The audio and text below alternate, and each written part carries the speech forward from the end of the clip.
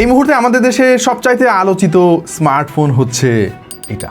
আমার হাতে এই মুহূর্তে দেখতে পাচ্ছেন, আমাদের বাংলাদেশের মাননীয় প্রধানমন্ত্রী যেহেতু ব্যবহার করে, definitely something special is there.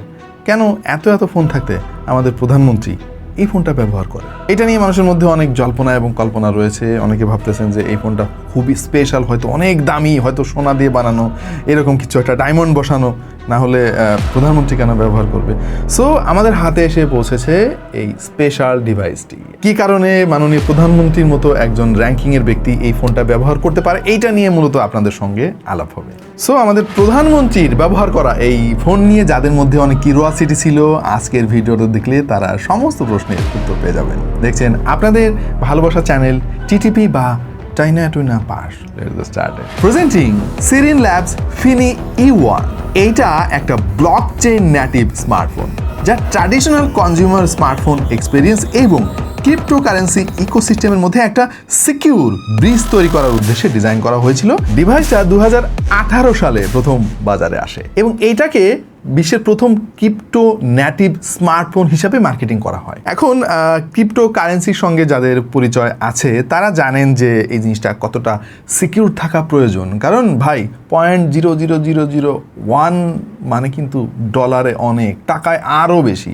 So খুবই নিরাপদ থাকা দরকার যারা ক্রিপ্টো কারেন্সিতে লেনদেন করেন। বাট আমার মনে হয় না যে আমাদের মাননীয় প্রধানমন্ত্রী এই ফোনটা ক্রিপ্টো কারেন্সির জন্য ব্যবহার করেন। আমার পার্সোনাল ওপিনিয়ন হচ্ছে অন্যান্য সিকিউরিটি এই ফোনে এতটাই মজবুত যে তার মতো র্যাঙ্কিংয়ে থাকা ব্যক্তির এরকম সিকিউরড ফোন ব্যবহার করার প্রয়োজন হয়। কারণ আপনারা অনেকেই হয়তো শুনেছেন ফোন ট্যাপ হয়, ফোন হ্যাক হয়ে অনেক তথ্য আদান প্রদান হয়। যেহেতু তিনি রাষ্ট্রের প্রধান, সুতরাং তার ফোনে অনেক জরুরি ডকুমেন্ট থাকতে পারে, অনেক গোপন নথি থাকতে পারে, হ্যাকাররা যাতে সেগুলোতে অ্যাক্সেস না পায়। মূলত সেই কারণে তার একটা খুবই হাইলি সিকিউরড একটা ডিভাইস দরকার হয় আর কি। আমার ধারণা শুধুমাত্র সেই কারণে তিনি এই স্মার্টফোনটা ব্যবহার করেন। এই ফোনের আরও একটা মূল কেএসপি হচ্ছে built in cold storage security system, specialized operating system এবং unique safe screen slider mechanism. So এটা কেন এত হাইপ ক্রিয়েট করেছে এবং এত দাম দিয়ে কেন এই ফোনটা কিনতে হবে সেটা একটা প্রশ্ন। ও বাই দ্য ওয়ে, দামের কথা তো বলা হইল না আর কি। আপনারা অনেকে হয়তো ভাবতেছেন যে প্রধানমন্ত্রীর হাতের ফোনের দাম কত।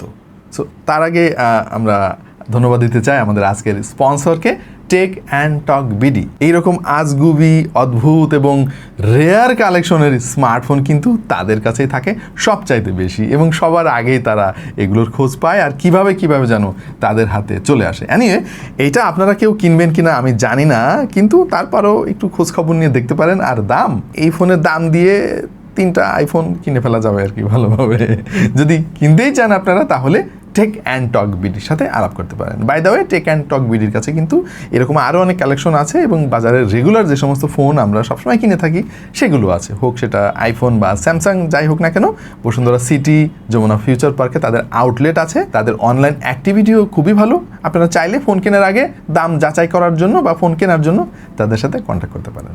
এই ফোনের বেশ কিছু স্পেশালিটি আমরা নোট করেছি এবং আমরা স্টাডি করে পেয়েছি। চলেন আমরা সেইটা নিয়ে একটু আলাপ করি। একটু কাঠখোট্টা মনে হইতে পারে আপনাদেরকে, বাট ডিফারেন্ট কিছু একটা আপনারা শিখলেন, জানলেন, ক্ষতি কি? প্রথমত এইটার কোর ফিচার হচ্ছে সিকিউরিটি। এর জন্য এতে রয়েছে এমবেডেড কোল্ড স্টোরেজ ওয়ালেট। এইটা ব্যবহারকারীদেরকে বিটকয়েন, ইথেরিয়াম এবং এসআরএন টোকেন নিরাপদভাবে অফলাইন মোডে সেভ করে রাখার সুবিধা দেয়। এই ফোনের সাথে ইন্টিগ্রেট করা হয়েছে একটা সেফ হিডেন স্ক্রিন। এই যে পপ আপ স্ক্রিনটা দেখতে পাচ্ছেন, শুরুতে আমি তো ভাই ভয় পেয়ে গেছিলাম যে হাই এটা কি। যাই হোক, এই ডিসপ্লেটা কিন্তু কোনোভাবে ফোনের প্রসেসরের সঙ্গে যুক্ত না, তার মানে কেউ চাইলেও ওর অ্যাক্সেস কোনোদিনও পাবে না। অথচ এইটা দিয়ে আপনি অনেক জরুরি কাজ করতে পারবেন। মূলত যারা অনেক বেশি সিকিউরিটি চায় তারা তো এটাই প্রত্যাশা করে। এই ডিসপ্লেটা একটা 2 ইঞ্চি সাইজের মোনোক্রোম সেফ স্ক্রিন, যেটা স্লাইড করে অ্যাক্টিভ করতে হয়। আর ফিজিক্যাল অ্যাক্টিভেশন সিস্টেম কোল্ড ওয়ালেটকে একটা ডেডিকেটেড হার্ডওয়্যার এনভায়রনমেন্টে আইসোলেট করে। এই ফোনের আরও গুরুত্বপূর্ণ কেএসপি হচ্ছে এর ওএস। ভাই ওইটাই তো আসল, কারণ যত হ্যাকিং সব তো ওএস এর মাধ্যমেই হয়। আপনার ফোনের ওএস যদি দুর্বল হয় তাহলে তো হ্যাকাররা খুব সহজে আপনার ফোনের অ্যাক্সেস নিয়ে নিতে পারে। যে জায়গাটায় স্ট্যান্ড আউট করেছে এই ফোনটা, এই স্মার্টফোনটিতে একটা বিশেষ কাস্টমাইজড অ্যান্ড্রয়েড ওএস দেওয়া হয়েছে যার নাম হচ্ছে সিরিন ওএস, যা অ্যান্ড্রয়েড 8.1 ওরিও এর একটা হার্ডেন্ড এবং সিকিউরিটি ফোকাসড ভার্সন। হ্যাঁ ভাই, ঠিকই শুনছেন, অ্যান্ড্রয়েড 8.1, যেটা 2018 সালে আমরা দেখতাম আর কি। সো এই ফোনে মূলত সেই ব্যাকডেটেড টেকনোলজি ব্যবহার করা হয়েছে। বাট গুণীজনরা বলে ফোন যত আধুনিক হচ্ছে, সফটওয়্যার যত আপডেট হচ্ছে, ততই দুর্বল হচ্ছে এবং হ্যাকারদের খুব সহজে অ্যাক্সেস করার রাস্তা তৈরি হচ্ছে। হতে পারে সেই একটা রিজনে এই ফোনটাতে এখনও কোনো আপডেট আসে নাই, অ্যান্ড্রয়েডের নতুন ভার্সনে এখনও এই ফোনটা কনভার্ট হয় নাই। এই ওএসে রয়েছে cyber security suite, intrusion prevention system যেটাকে আইপিএস বলে সংক্ষেপে, আরও রয়েছে অ্যাপ হোয়াইট লিস্টিং টেকনোলজি। এই সমস্ত কিছু মিলে এই ফোনটাকে হাইলি সিকিউরড একটা ডিভাইস তৈরি করেছে। মানে আপনি চাইলেও এই ফোনের অ্যাক্সেস নিতে পারবেন না, আপনি যত বড়ই হ্যাকার হন না কেন। এই ফোনটাতে ইন্টিগ্রেটেড টোকেন কনভার্সন সেন্টার নামক একটা ফিচার ছিল, যার মাধ্যমে ব্যবহারকারীরা বিটিসি, ইটিএস এবং এসআরএন এর মতো বিভিন্ন ক্রিপ্টোকারেন্সি সরাসরি ডিভাইস থেকে কনভার্ট করতে পারত এক্সটার্নাল এক্সচেঞ্জ ট্রান্সফার ছাড়াই। বাট এইটা সামহাও এখন আর কাজ করে না, অথবা হতে পারে আমাদের দেশে আসলে এটা কাজ করে না আর কি। এই ফোনটা 2018 সালে ফ্ল্যাগশিপ ক্লাস স্মার্টফোন হিসেবে পজিশন করা হয়েছিল। সো বুঝতেই তো পারতেছেন 2018 সালের একটা ফোন, সো এইটার স্পেক কি হইতে পারে। সেই সময়ের ফ্ল্যাগশিপ সমস্ত ফিচার এই ফোনে ছিল, হার্ডওয়্যার থেকে শুরু করে ডিসপ্লে আরও সব কিছু, যেটা এই সময় এসে আসলে আমাদের কারোর পছন্দ হওয়ার কথা না। এবং এইটার ডিজাইন নিয়ে যদি কথা বলি আমি, তাহলে আমার কাছে পার্সোনালি খুব একটা ভালো লাগে নাই, কারণ এইটা তো আমি কিনবো না কোনো দিন। আর এখনকার ফোন কিন্তু অনেক বেশি আপগ্রেডেড, দেখতে ভিজুয়ালি স্ট্যানিং এবং ফিচারের ঠাসা। আর আমার ব্যাংক অ্যাকাউন্টে অনেক টাকা পয়সাও থাকে না ভাই, সবসময় মাইনাসে থাকে, বুঝছেন, ধার নিয়ে চলতে হয়। সো আমার কি হ্যাক করবে হ্যাকাররা, সো আমার তো এই ফোনের জীবনেও দরকার নাই। এমনি ফোনটা মোরালেস মেটাল বিল্ড, দেখতে খুবই প্রিমিয়াম লাগে। অন্তত 2018 সালের কথা যদি আপনি চিন্তা করেন, তাহলে তো আপনার কাছে অবশ্যই এটা ভালো লাগবে। নর্মালি কার্ভ ফোনগুলো আমরা দেখি ডানে বায়ে কার্ভ ছিল কোনো একটা সময়, এইটা দেখতে পারতেছি ভার্টিক্যালি কার্ভ, মানে ওপরে নিচে কার্ভ, তাও আবার দুই দিক থেকেই। সো নিচে এবং ওপরে এই ফোনটা কিছুটা সুচালো টাইপের লাগে এবং হাতে ধরে না খুব একটা মজা পাওয়া যায় না ভাই, মনে হচ্ছে যেন আমার হাত ব্যথা হয়ে যাচ্ছে আর কি কিছুক্ষণ ধরে রাখলে। আর বিশেষ করে এই কর্নারটা হাতের তালুতে ভাই খুবই ব্যথা লাগে আর কি। সো এইটা ডেফিনেটলি আর কি অনেক সময় হাতে ধরে রাখার জিনিস না, এর কাজ তো আলাদা। ফোনের ডিসপ্লেও যে অনেক ভালো ভাই, সেটাও জোর দিয়ে বলা যাচ্ছে না। এতে ব্যবহার করা হয়েছে 6 ইঞ্চি সাইজের একটা আইপিএস ফুল এইচডি প্যানেল, আর এতে চিপসেট হিসেবে ব্যবহার করা হয়েছে সেই সময়কার ফ্ল্যাগশিপ চিপসেট স্ন্যাপড্রাগনের 845।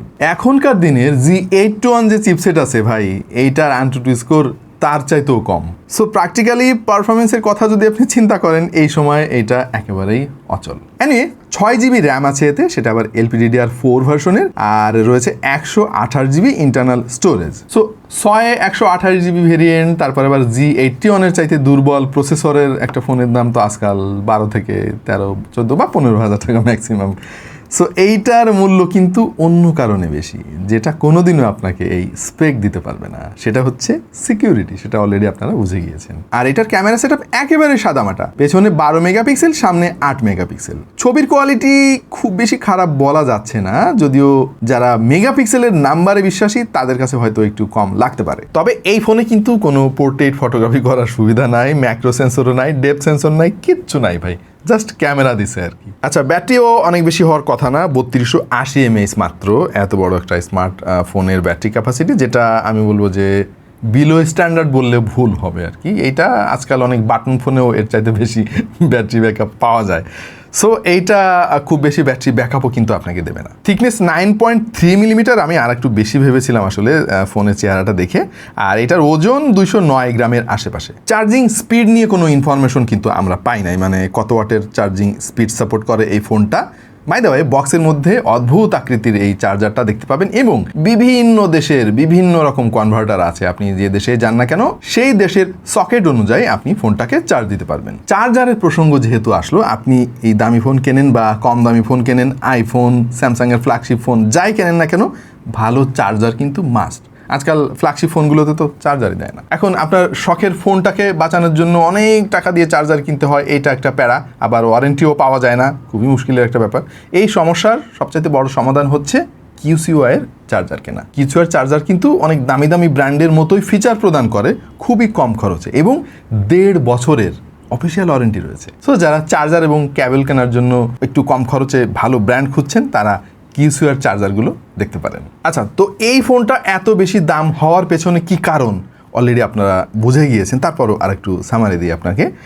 বেসিক্যালি এই ফোনটা অনেক বেশি সিকিউরড। সো আপনার যদি অনেক বেশি নিরাপত্তার দরকার হয়, আপনার ফোনে অনেক জরুরি জিনিসপত্র থাকে যেগুলো লিক হয়ে গেলে আপনার অনেক অসুবিধা হবে। ধরেন আপনার ব্যাংক অ্যাকাউন্টে অনেক টাকা আছে এবং ফোনে আপনি সেই ব্যাঙ্কগুলোর অ্যাপ ইউজ করেন, প্রচুর টাকা পয়সা থাকে, অনেক বেশি টেনশনও থাকে, রাত্রে ঘুমাইতে পারেন না, এই বুঝি হ্যাক হয়ে গেল, ব্যাংকের সব টাকা পরিষ্কার হয়ে গেল। তাদের জন্য মূলত এই ফোনটা একটা এক্সট্রা লেয়ারের কনফিডেন্স দেবে আর কি। তবে আপনাকে চিন্তা করতে হবে এই ফোনটা কিন্তু 2018 সালের, সো এটা কিন্তু আধুনিক না। ডিসপ্লের অবস্থা আপনি দেখতেই পারতেছেন, বেজেল দিয়ে ভরা, উপরে একটা নচও আছে যেটা দেখতে খুবই বদখত লাগে। পিওর সফটওয়্যার এক্সপিরিয়েন্স আপনি তো মিস করবেনই, এবং এই ফোনটা কিন্তু আজকালকার অ্যান্ড্রয়েড ইকোসিস্টেমের বাইরের একটা প্রোডাক্ট। মানে অ্যান্ড্রয়েড 8.1 এটা তো একটা বটলনেক করবে অবশ্যই, পাশাপাশি যে অ্যান্ড্রয়েডের ইকোসিস্টেম রয়েছে সেই জায়গায় আপনি কিন্তু ঠিকমতো অ্যাক্সেস পাবেন না। যেমন ধরেন পুরাতন অ্যান্ড্রয়েড ভার্সনে কিন্তু অনেক অ্যাপ চলে না। মানে কিছুদিন আগে শুনছিলাম যে হোয়াটসঅ্যাপ, ফেসবুকের মতো অ্যাপও কিন্তু পুরাতন অ্যান্ড্রয়েড ভার্সনে আর ঠিকঠাক মতো কাজ করবে না। এই জিনিসটা একটা ঝামেলা হতে পারে এই ফোনটা ব্যবহার করার সময়। তাছাড়া ফিনির একটা সেন্টার দি অ্যাপ স্টোর ছিল, যেটা আবার এখন ঠিকমতো কাজ করে না। এই ফোনটা যখন লঞ্চ হয় তখন কিন্তু এটার দাম ছিল $999, যেটা এই সময়ে এসে দাম হয়ে গিয়েছে ভাই $3,500 আশেপাশে। মানে বাংলাদেশি টাকায় আপনি বুঝতেই পারতেছেন 5 লাখ টাকার কাছাকাছি। এর পিছনে তো একটা কারণ আছে। মানে শুধু যে এই ফোনটা মানুষ স্টাইল দেখানোর জন্য নিবে তা কিন্তু না, এটার মেইন পারপাস হচ্ছে সিকিউরিটি, যে জিনিসটা টাকার চাইতেও মূল্যবান।